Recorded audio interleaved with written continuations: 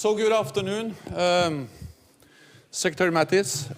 It's great to welcome you to NATO headquarters.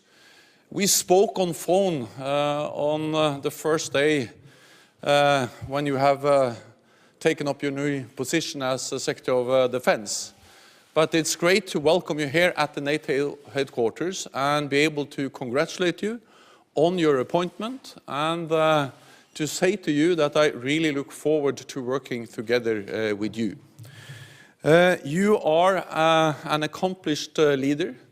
You know NATO very well. You served as Supreme Allied Commander for Transformation, and you made sure that NATO adapted to a new and more demanding security environment. But NATO has to continue to adapt, and that's exactly what we are going to address at our meeting today, how NATO continue to adapt to a new security environment.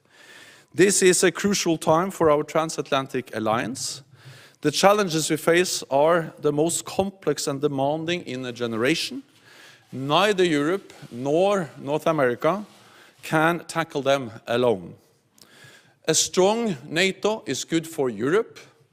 A strong NATO is good for North America. And therefore I welcome the US commitment to the transatlantic bond.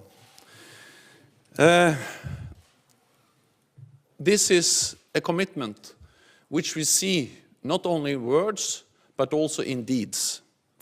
US troops and equipment are now arriving in Poland and to the Baltic countries.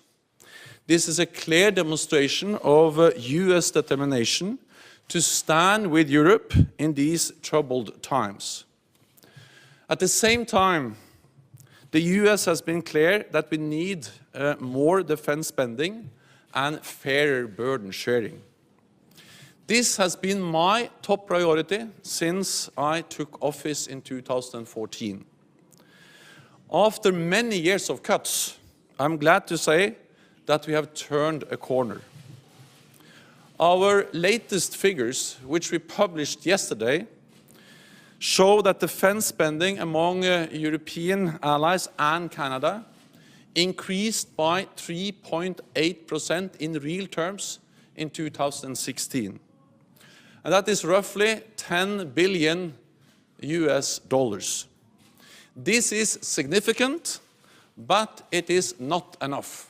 We have to continue to increase defense spending across Europe and Canada. So we need to keep the momentum. At our meeting, we will also assess what more NATO can do in the fight against terrorism. This is a concern to our people on both sides of the Atlantic, and NATO must play our full part. We have been helping to fight terrorism in Afghanistan for almost 15 years. We are training Iraqi officers and supporting the counter-ISIL coalition with AWACS surveillance planes. Today, we will decide to set up a new hub for the South at our Joint Force Command in Naples. This will help us assess and address threats from the region, and it will complement the work of our new intelligence division here at the NATO headquarters.